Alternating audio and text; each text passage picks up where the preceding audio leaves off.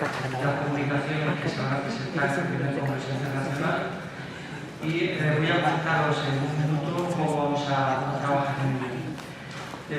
Primero, cada uno de los equipos o ponentes individuales van a hacer una presentación en torno a unos 10 minutos. A partir de ese momento, que terminemos, en este caso, 5 comunicaciones, le daremos un turno para las preguntas.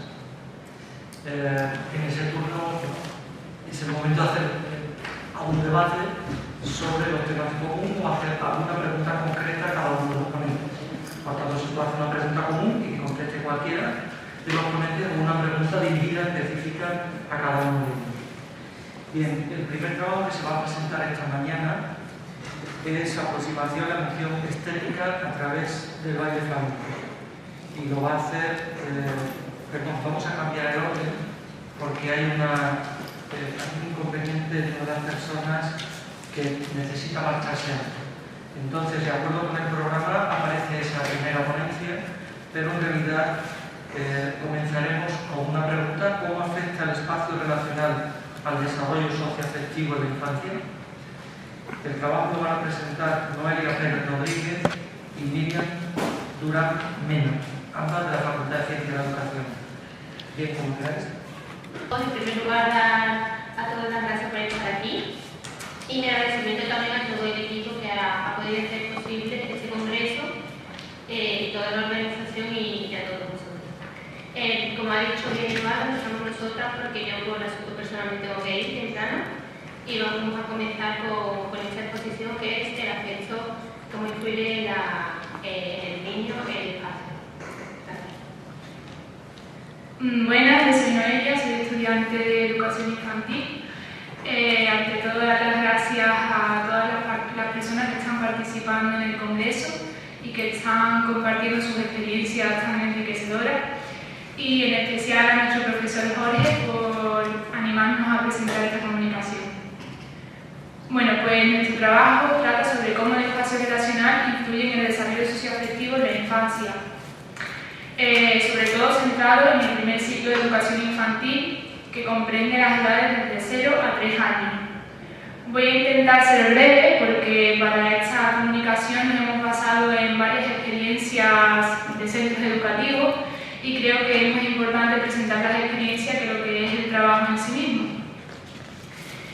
Como no solo nos importaba cómo eran estos espacios educativos, sino también las relaciones que se establecen en estos espacios, decidimos poner un triángulo con 3 ejes principales, que era la relación del niño con el adulto, la relación entre iguales y la relación del niño con el propio espacio. El primero de los ejes es la relación del niño con el adulto. Como sabemos, los niños desde que nacen se van comunicando y van expresando emociones. La primera de ellas es el llanto, pero también le siguen algunas más.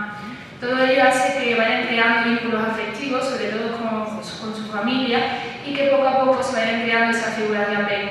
Pero ¿qué pasa? Que actualmente en la sociedad en la que vivimos los niños son escolarizados cada vez más temprano y entonces el docente también juega un papel importante en este desarrollo socioafectivo.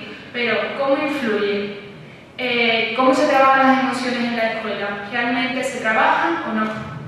También nos importaba saber cómo era este desarrollo desde la formación del profesorado, es decir, se trabajaba en la formación esa vivencia de las emociones, el profesor o el docente se miraba a sí mismo antes de empatizar con sus alumnos.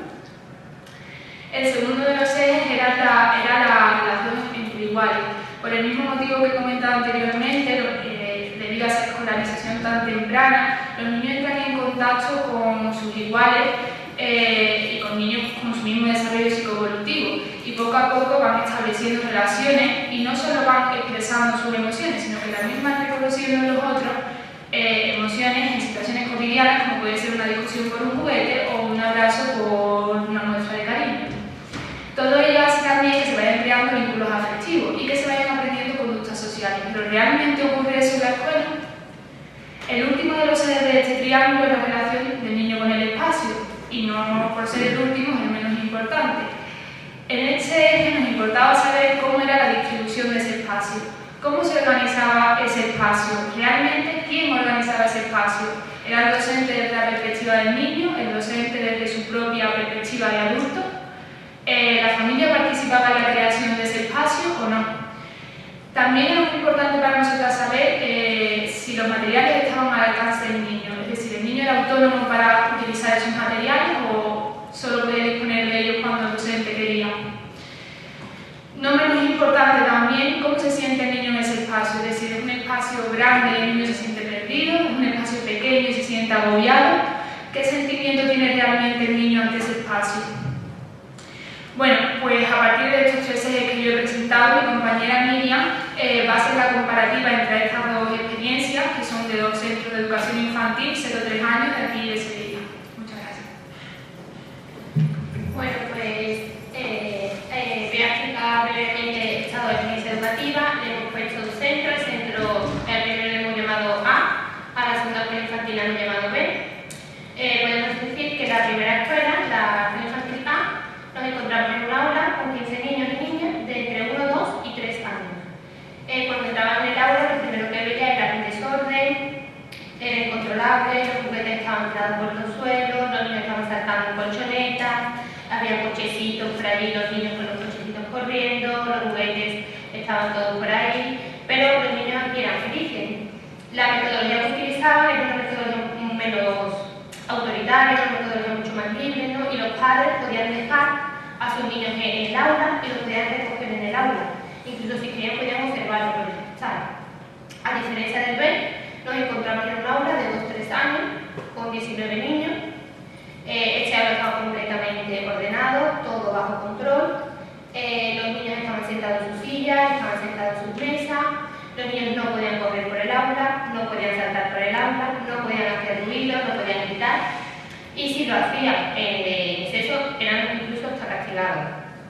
Los padres no dejaban a los niños en el aula, sino los padres lo dejaban en la puerta del centro. Se llamaba por teléfono a la clase y la educadora salía a recogerlos. Aquí la metodología principalmente era por fichas, yo trabajaba por editorial.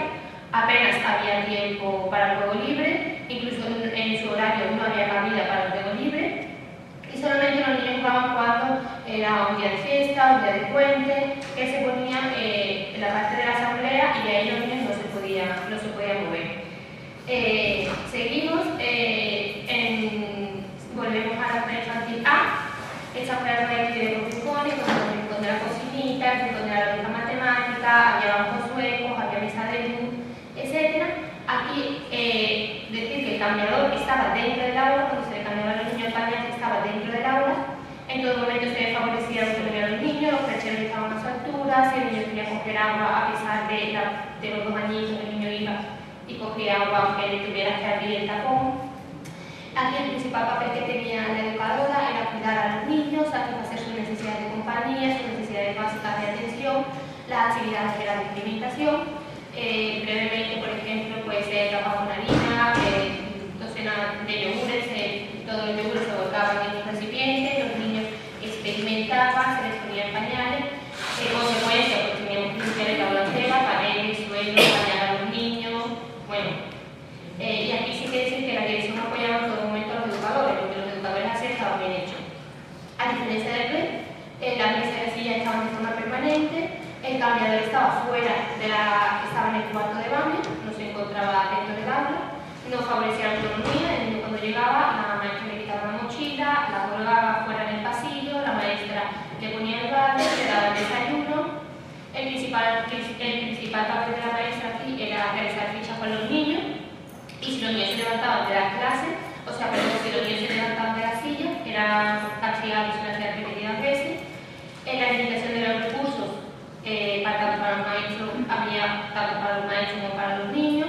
Había actividades experimentales, pero las actividades experimentales a lo mejor era estampar la mano en un folio y se le quitaba al niño la mano, se le estampaba y se le limpiaba la mano, se le pintaba, se le estampaba y se le quitaba. El niño no experimentaba. O si era una fiesta, se le ponía la corona, se le hacía la foto, los niños no disfrutaban de esos materiales. Y la dirección pide en todo momento que estos niños estén controlados para dar buena imagen a la familia que visite el centro. O sea, a mí me han dado un toque de atención, no quiero un toque de atención porque era el momento de que los niños ya le estábamos quitando el pañal, teníamos que llevarlo al baño si hiciera pipí en el baño, y claro, eso era corriendo, ¿no? Los niños ahí, pues, claro, o sea, si el niño pipí, los 3 niños teníamos que llevarlo corriendo porque, claro, empezaban por el control de fitness. Como conclusión, bueno, pues en la escuela infantil A, aquí los niños eran felices, eran contentos, había una seguridad en el aula, incluso lloraban cuando la educadora o salíamos, cuando nosotros salimos los niños lloraban, no había reproche por parte de los padres, se llevaba algún momento manchado o algo a casa, y las educadoras aquí había un buen contacto, muy buena relación entre las educadoras, eran alegres, estaban felices por hacer y enseñar de manera libre, y lo importante aquí eran los niños. En cambio, en la B podemos decir que los niños entraban en la escuela con una presión muy seria, de tristeza, había niños que entraban llorando, sí que es verdad que había otros que entraban riendo, pero eso eran los de menos.